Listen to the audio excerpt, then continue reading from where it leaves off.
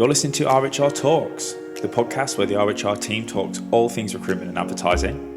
We're going to be covering various topics on which we're regularly asked by candidates and hiring managers and offering our industry insight, which we hope you'll find useful, whether you're looking for that next opportunity or just to find the best talent. I'm Paul Walsh, one of the consultants at RHR. Each week, I'm going to be joined in conversation with various professionals, either within our business or with close connections to us. This week, I'm sitting down with Victoria Partington and Mel Kucuk. Having worked with both at RHR, I wanted to talk about the differences and similarities working as an in-house recruiter and how they've found the market over the last 18 months.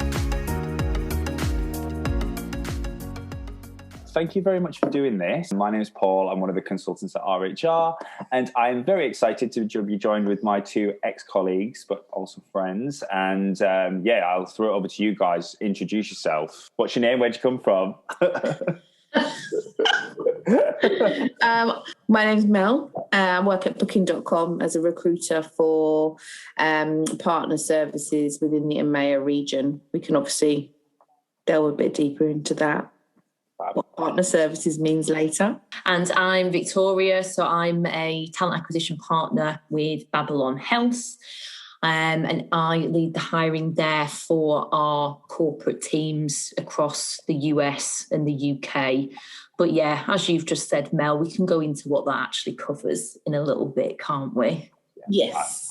I mean, the premise of this episode, really, it's a really broad title. So we wanted to look at in-house versus agency, but there's so many areas that covers. So I thought it'd be good to look at the differences between an agency recruiter and an in-house recruiter. And there's a couple of points that I wanted to pick your guys' brains about, really. And then really looking at the whole candidate side of things around sourcing and processes and particular challenges that you found. And then looking at the relationships between in-house and supplier, whether that be advertising or obviously agency partnerships that you work with. But for those people that don't know, and if you haven't had a LinkedIn stalk, we all used to work together at RHR, and that's the connection. One of the big questions, and I'll just throw it out there straight away, is what attracted either of you to make the move from agency to an in-house position?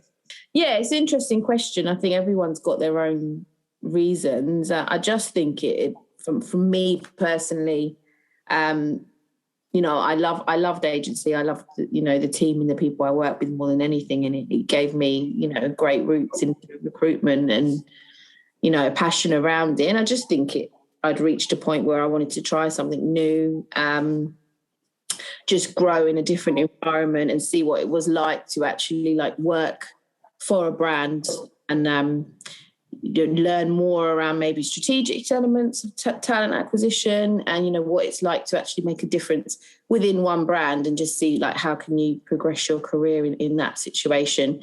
Because obviously agency, it was great because you worked with so many different brands, but you kind of left it at the higher point. So it was just interesting to kind of do a 360 recruitment role for one brand.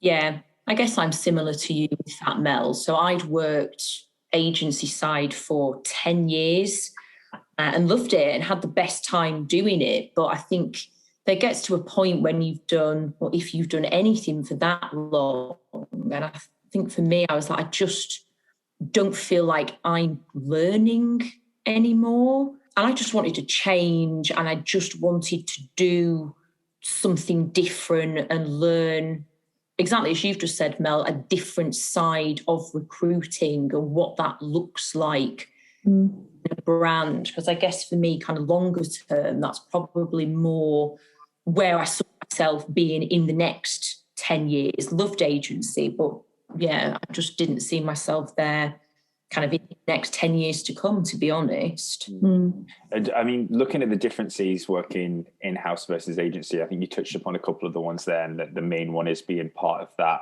process beyond the hire. What have you found some of the major differences being? I think, do you know what, it's a really interesting question, actually, and I guess it's different kind of company to company. For some things, a lot of things are the same, but do you know what I've actually found is that I actually think your workload is probably greater in-house. You can pick and choose to a certain extent what you want to work on. don't want to work on. Whereas in-house, you don't get that luxury. You don't get that option. You know, if that's your area and that's a vacancy, then you're hiring for it. And I guess the other, probably more obvious difference that I've found is that in-house is much less target driven. There are still targets, but it's not the be all and end all, if that makes sense. You know, agency wise, you're only as good as your last billing month, so to speak. Whereas in-house, it's a bit more, it's a bigger picture. It's less of a numbers game. Yes, it's still about hiring, but it's more of the journey around hiring and the partnerships build, if that makes sense. I don't know what you think, Mel. Yeah, I completely agree with everything you've said. I think each in-house role is going to be different depending on where you're working. There'll be different, a completely different setup, or if you're recruiting for something different. But the main thing is you can't walk away from recruiting a role, or someone else isn't going to fill that role for you whilst you're attempting to fill that role. So the relationship side is so important. And, you know, you want to build good relationships. You obviously, you know, people, you're not going to get on with everyone, but you can't walk away from it, basically. So you need to like make that work, and you need to build those relationships, and they need to be strong, and you need to kind of be forward thinking about those relationships as well. And other things as well, it's more varied. Like, I think the stakeholders you work with are more varied because you're very in touch with HR as well as the hiring managers for your roles. You know, you're working on internal roles as well, and things that are going on internal, and thinking strategically about, you know, what attrition is coming down the line, or, you know, what potentially is going to come your way and why. And HR obviously need to give you updates on what's going on internally. And, you know, internal hiring is different to when you go externally as well. And then you might have like branding or marketing or social that you need to be speaking to about. And that kind of comes in that 360 element, whether it's about how you're going to attract candidates, just, you know, many elements of it really. So I just think the stakeholder part is really the biggest difference, I think, because you have to build your own brand, and you do in agency. It was always okay, what's that brand that you're building? How are you going to get that across to people? But it would be at different times, and it would be, you know, different contacts or even new ones. And obviously in the business, you're always there and you're that go-to, aren't you? So, you know, it really is about building your brand and delivering. Yeah, it's all relationship building anyway, recruitment in general, to be honest. It's just just a slightly different environment. What did you find were the biggest misconceptions? Because everyone has an idea. You know, I've never worked in house, so I have an idea of what it might be, but actually, what are the misconceptions? One thing that always stands out to me, I don't know if you remember, but I do remember in agency thinking, not really understanding the workload that an in-house recruiter might be faced with, and thinking that they did a very similar job to you. So that, you know, I just think there's that the misconception in agency is, I suppose, that we're not very busy. Yeah, that it's easy life. I suppose the easy life part, I think, comes from the target element in agency, which is obviously difficult and puts pressure on you. So you think that the targets piece is the difficult element but in agency you might not be targeted on that way, but there are other pressures, and because your workload is vaster in terms of the stakeholders that you're working with, and it involves training, and it involves following up with hiring, and it involves onboarding, and it involves, you know, working with HR and having campaigns around recruitment and things like that. So you're always busy and you're always in a meeting. So like you're really not just sitting there waiting for an agency to call you. I love that you say that. I love that you said that, Mel, because my answer is going to be exactly the same thing. It's so true. Yeah, I do remember sitting there, and when you're doing your I don't know, your business development calls, and you'd always be like, why can I never get hold of that person? Like, they're always in a meeting and I just don't believe that they are. The tables have turned and I'm like, oh my God, I am that person. Yeah. Into all these agencies, like, I'm so busy, I can't possibly speak to you today. You know, I'm busy till like a week on Wednesday. So that was definitely my biggest misconception, is that actually people in-house, when they tell you busy, they actually are, you know, they're not just having a bit of a jolly and blocking time out in their diary. Nothing like it is. I wish. Yeah, that'd be nice. I can imagine you being in the middle of something and you get that call being like, "Hi, how are you?" I'm fine.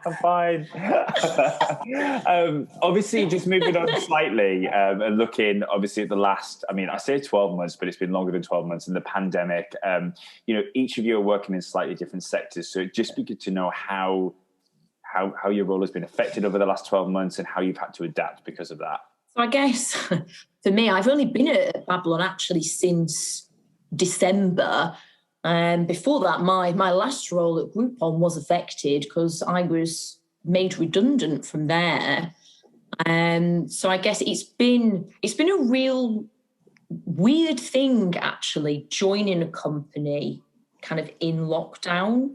Been there for like 5 months and I haven't met anybody on my team. Well, I've met like a couple of people. So that's been really strange, having to get all your laptop through the post and kind of do all your onboarding virtually. There's been a totally different way of having to work for, you know, I've never worked from home before. And so all of a sudden, like starting a new job, a totally different sector, like recruiting for a lot of roles that I've never recruited for before either, has been really difficult. But I think generally companies have been really good and have been really flexible and willing to kind of adapt to accommodate people. But I guess I've just had to, I guess, really manage my time better, because it's easy when you just sat like at your desk all day, not to get up, not to do anything. Whereas in an office, you'd more naturally walk around and chat with people and you'd have those breaks. So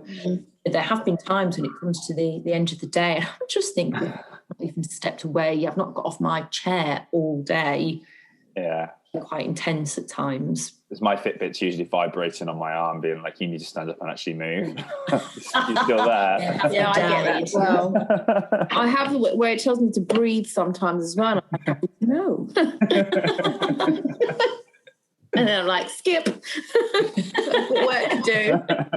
From a sector perspective then, how has your sector been affected by COVID in terms of the overall business? I mean, good question.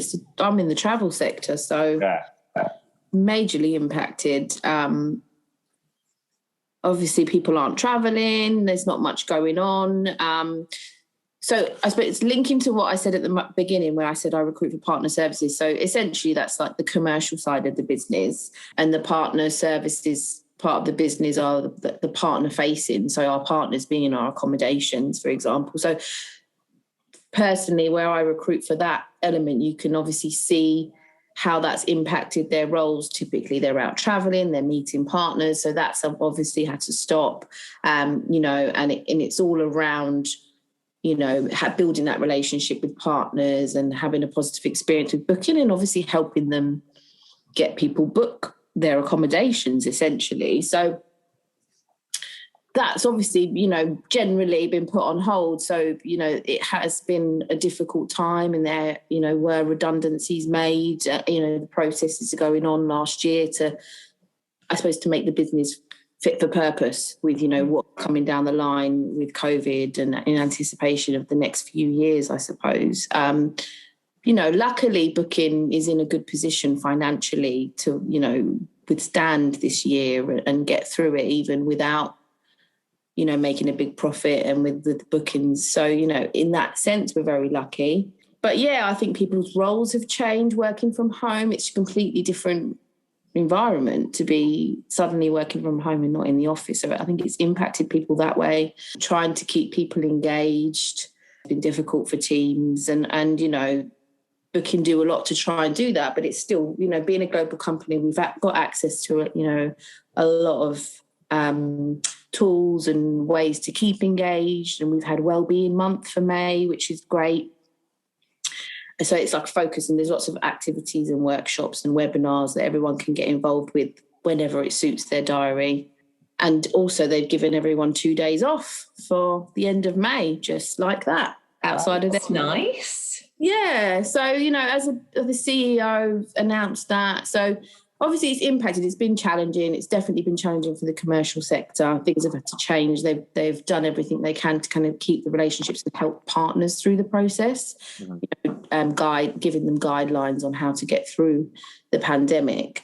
But as a business, yeah, there's been a real focus on well-being, on getting feedback on how people are coping in the situation and working from home.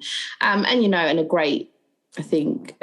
it's worth shouting out the fact that the business did give pretty much everyone in the business the 27th and 28th of May off. Obviously, I think there's some people that can't, but they'll have to take that when they want to. We just need the weather for it now. I know. I'm like, yeah, I've got a 5-day weekend because we've got a bank holiday on the 31st, haven't we? Yeah. What about the healthcare side of things? I mean, that's a very, very different sector. How have you guys been affected? So I guess it's really been the right sector to join at this time, because over the last 12 months, healthcare has literally been the number one thing on everybody's mind. Babylon reacted super fast to COVID. So we've got an amazing team of people here who built our COVID-19 health tracker in the height of the pandemic. Oh, wow. 10 days to build it. So basically the idea was that people could go onto this health tracker and answer questions to basically suss out if they thought they had COVID or not, which generated a load of really positive press for Babylon as well. And I think that was actually the first time I'd heard of Babylon. So I thought, wow, what an amazing thing to do, and I read about it in the national press. So it's been a really, really good year for us. You know, we're the UK's fastest and largest growing GP practice. We've got I registered with you guys. It's good, isn't it? Yeah, it's really good. I mean, I haven't used it more recently, but it's also good when you've got a kid as well, because, you know, quick calls and you can arrange it fast.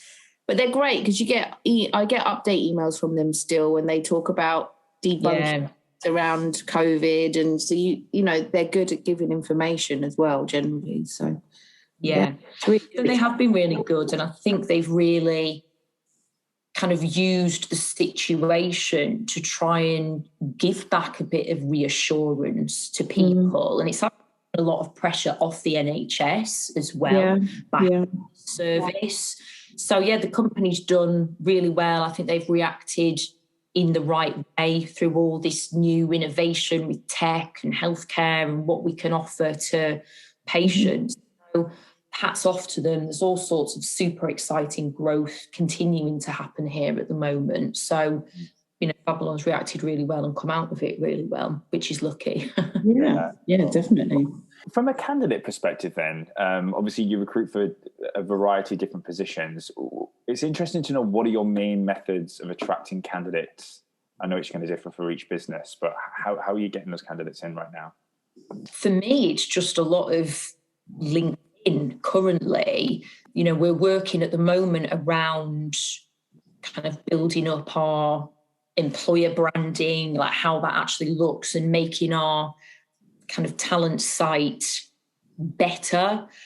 So it's a lot of LinkedIn at the moment, you know, and actually using hiring managers and other members of the teams to try and get referrals and recommendations. But I guess we're quite lucky as well in that, and I guess you probably are as well, Mel, in that it's quite a strong brand, and with kind of the way the market is at the moment, it's kind of a brand that people want to work for and feel a bit with, so it's not too challenging. But yeah, mainly LinkedIn, to be honest, and our own website. I think for us, we've got a great employer branding team. So, there's a lot of work that's done behind that. Our careers page is really strong. And obviously people know who Booking are, and we're a global business. So there has to be a lot of work behind that about getting across, what our values and our culture are. So I think they do it really, really well. We get a lot through our website. The biggest attraction tool is our website. And then LinkedIn, definitely is a big part of it. We get a lot of referrals, and we use local job boards as well a lot. From my perspective, where I work within the EMEA team, so we're all regionally based, so we've all got roles in different parts of EMEA. So still, the website and LinkedIn are our main sources, but we also have different relationships with local job boards, so use those as well. Yeah. A question that I've got really is because I keep getting this from candidates, and I do really feel for them, especially when they're applying via LinkedIn and it's so competitive out there. You put one role up and you're going to have, in some cases, hundreds of applications. How are you assessing suitability? How are you getting that shortlist down when there's so many good people out there? Well, look, in terms of if they are suitable for the role, but maybe up to the post by someone else, we do in certain roles and locations, we get a really great response. So there are a lot of applications to look through. In terms of standing out, honestly, tailor your CV, actually look at the role, look at the job description and tailor your CV, because you'd be surprised that people don't do it, and then their experience isn't selling what they're doing, and it's not really relevant to the role. And sometimes it probably could be a bit more relevant, or if they actually looked at, I need this, I have done that, that's not very clear on my CV, let me amend it. Do a cover letter, keep it short, keep it concise, but tell us why you're applying and why you want to work for us. And honestly, we look at these things, and hiring managers do look at these things.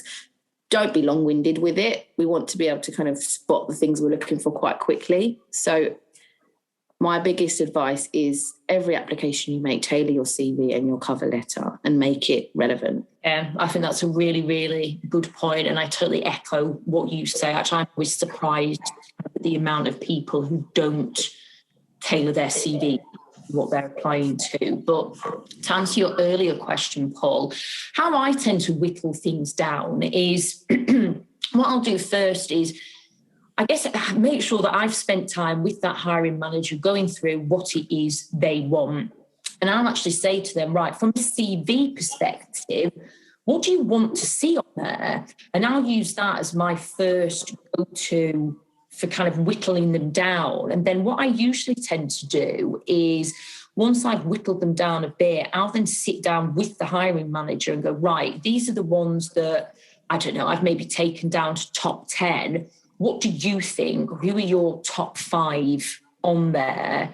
So I'm kind of working with them. So I understand candidates' frustrations, but I guess it's not just always the case that, recruiters aren't looking at your CV or they're just blocking it. Like, we have looked at it. I've then asked hiring managers as well what they want to do. Yeah. And I think, well, as in the current market, there are a lot of people applying to roles. So don't get too downhearted if you haven't been selected for something. It's tough competition at the moment, whereas we weren't in this situation 18 months ago, but now there's a lot of really good people who have been laid off due to COVID. So it is quite a challenging time because there's a lot of good talent out there looking for jobs. So I guess sometimes you've got to keep going. And just because you haven't been successful for one role, that's not necessarily a really poor reflection on your experience. It might just be a case of there has just been somebody else who's applied. Yeah. Experience. I mean, I'm usually, I try to be quite helpful in that if I don't know, reject somebody from a role and they email me saying, why have you rejected me? I will try and, where I can, get back to them and go, well, it's because like this, and this. Yeah. You know, sometimes rejection emails are generic for a reason, because if we do have hundreds of applications, that we just haven't got time to go through them all. But there's no harm in reaching out to recruiters just to ask for a bit more feedback if you want to, if you do feel like you thought you were great for a particular role and you've been rejected. I don't mind people reaching out to me, and I'm happy to tell them more about that. I was going to say the same thing. I do reach out if you do need a bit more feedback. The rejection emails do tend to be generic, and like VP said, it is literally just down to having hundreds of applications, and you can't give individual feedback for every application. But do, if you want it, reach out, and I do always respond to that. I think it's, you know, we talked actually in an earlier podcast episode around LinkedIn and that whole one-click apply, and it can be so easy when people are actively looking to just have a rough day and think, right, I'm going to apply to 20 jobs, but actually you've just sent that generic CV out to 20 very different businesses. Yeah, exactly. What about from a partnership perspective? I have to ask you, are you inundated with BD calls? Yeah. Yes. Tell me some funny stories. Every time I post a new role, there is a barrage of emails. But, you know, again, I don't mind it. I've been in that situation. I know that's your job. I know that's what you have to do. I haven't really got any funny stories. I guess I've probably not worked. It's different because at Groupon, we didn't use agencies at all, like literally at all. I think most people knew that, so kind of left us alone. Is a bit different, but I haven't really got any funny stories. Mel, you must have. I don't, because at Debenhams I would get calls, not that much. At Booking, where we don't have, because I don't know if it's because I'm not in the headquarters, which is in Amsterdam, so we don't have landline, so we use like something called Cisco Jabber anyway. So obviously there is a number, but I don't get calls often through it. And I've found anyway that the way people approach you nowadays is LinkedIn and email. So I do get those. But obviously you don't find as many funny situations when someone sends you an email or like a LinkedIn message. But I do remember when I was at Debenhams that there was somebody, I won't name the agency or the person, but that was just very overfamiliar and kept like inviting themselves round to like the reception area saying they were going to bring me donuts and coffee. And it was just like, I don't know. They must know you. I've never spoken to you. You know, like drop the donuts off, but I'm not going to. You know? Like, you know, don't get me wrong, it got me, you know, piqued my interest. I was like, you know, donuts. But yeah, there was. And then there was another time, I think, where they were like, oh, it's Easter and we're going around and we're dropping like eggs off to people. And it was just a bit over familiar. It was a bit weird. Who's filling your vacancy while you're on the egg drop? We don't use it. We don't use agencies. We don't. So I'm not even. Yeah. Just take the chocolate and then let them down. Occasionally we use finance, but I will say, actually, useful tip for you, it's usually driven, unless there's like a strict PSL in place, and even when you do, we all know it doesn't necessarily mean you're going to stick to that PSL. It's there, especially if you don't generally use agencies. It is there, but it's not necessarily looked at or adhered to. Depends on the company, but it will be the hiring managers that will push it on you. That will be I've got this CV from somebody, can we interview them? Like, let's go with them, blah, blah, blah. And then it just comes down to a question of budget and if you can use them or not, really. So, hiring manager are happy to take it out of their budget, then you might go along with it. But I know, like, from my perspective, we don't allow a budget for agencies, so we don't use them. We're kind of going full circle here as well, because I thought it might be good to look at your biggest learn, and this sounds like such an interview question. I really don't want to make it sound like that, but what is your biggest learn from moving in-house that you would tell your previous agency self? I feel like I've put that thing up an interview for. Meaningful. I know. And I was feeling quite reflective when I thought about it. I know, you have to really think about that one. I don't know if this is the biggest learn or not, but I think it's not as easy as you think it's going to be. I think a lot of this comes from, you're kind of conditioned in a little way, aren't you, when you're in agency, to think that all in-house recruiters need your help because, you're kind of made to think that agency recruiters are better than in-house recruiters. So I was like, when I left, I thought, oh, this is going to be, I'm going to love this. It's going to be really easy. I'm going to walk in and be like, yes, this is amazing. And I remember my first couple of weeks there, this is when I moved to Groupon, like my first in-house role. And I was just like, this is nowhere near as easy as I had arrogantly told myself it was going to be.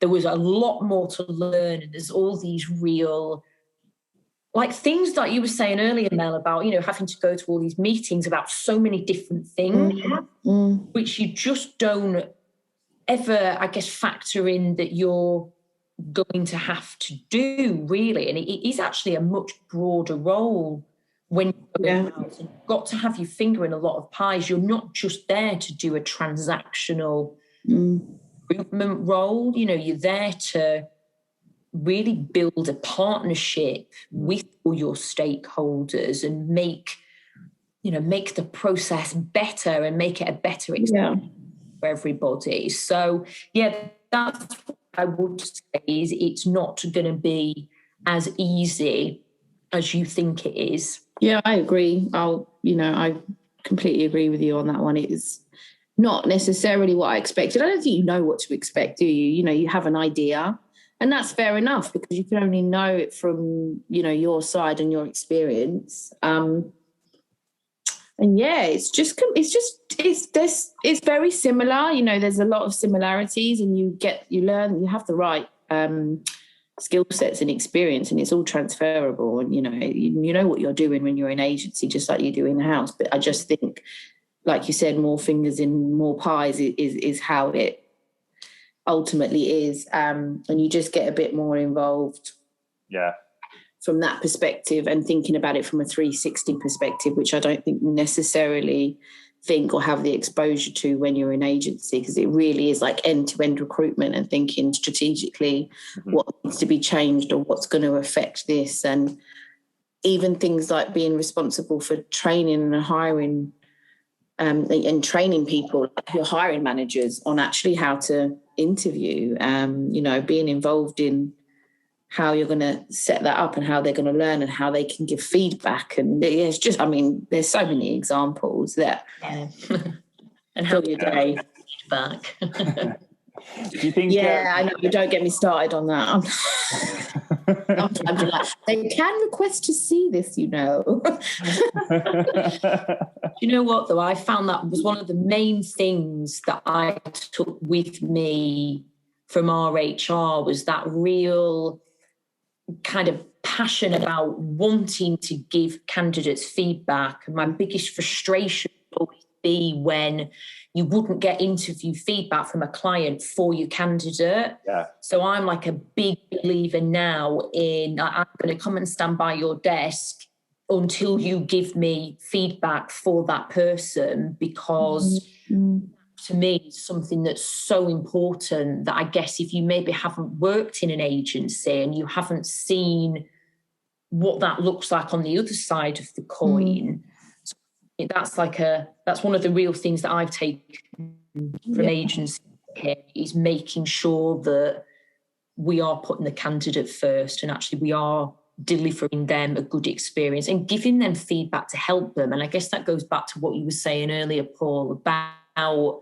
kind of advice that you can give to candidates. And that's what I guess I've been doing to try and do my bit, helping people as they carry on with their job search, is giving them proper feedback that hopefully will help them for their next year. Yeah, definitely. It is about candidate experience, as well as you have to consider candidate experience and hiring manager experience, like as an in-house recruiter. But what I would say, though, is when I thinking about being an agency, is it really does give you the disciplines, especially at RHR, how data driven we were, or in terms of data integrity, and putting the candidate first is really useful, because that's really important in-house, because it is all about the candidate journey, and that being a positive one, whether you're successful or not in joining the business.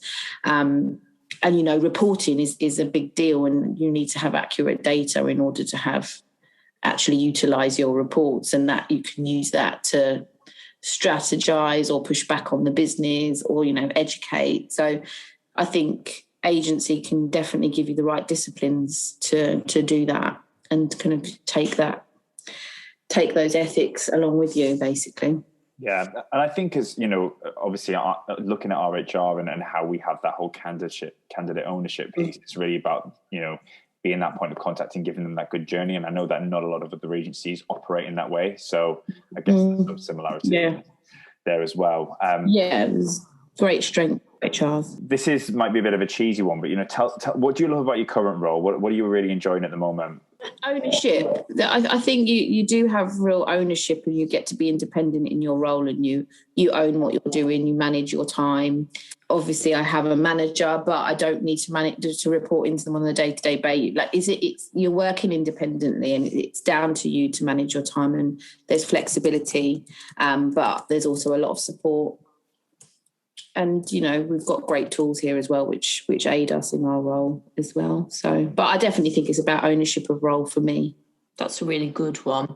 I'd say, what do I enjoy most about my current role? I think same as there is a lot of trust given to people. You can manage your time, and you are trusted to manage your time effectively.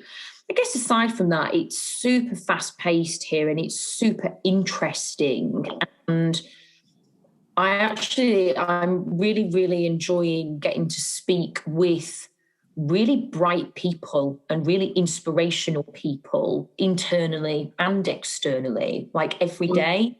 It's so interesting to speak to people that you can learn things from. In this kind of environment as well, where it's such an innovative company and there's so many exciting things going on. It's really nice because every day is different. And I'm really doing a lot of work with the US at the moment as well, which is something that's really new to me. So that's been really interesting as well. Although not so much trying to get my head around kind of like the American English terms. Like what? Quite a lot of stuff, there's lost in translation there. I'm like, oh no, I don't mean that. Or you want to correct them as well. But I agree with you on that, though. It is good, isn't it, when you speak to when you're recruiting countries, and like you just get to speak to some interesting people. I like that as well, actually, having that international aspect to the role. It exposes you to more different walks of life, different people. So it does add some interest to it when you're speaking to people. You've been listening to RHR Talks. In order to keep updated on future episodes, make sure to subscribe via Apple Podcasts or Spotify or wherever you get your podcasts. The best way to be kept up to date on vacancies and content would be to follow RHR on LinkedIn and register via our website at www.rhr.co.uk. If you're looking to hire and are interested in finding out more about all of the recruitment and advertising services we offer, then do reach out directly to any of our consultants or call 0207 432 8888.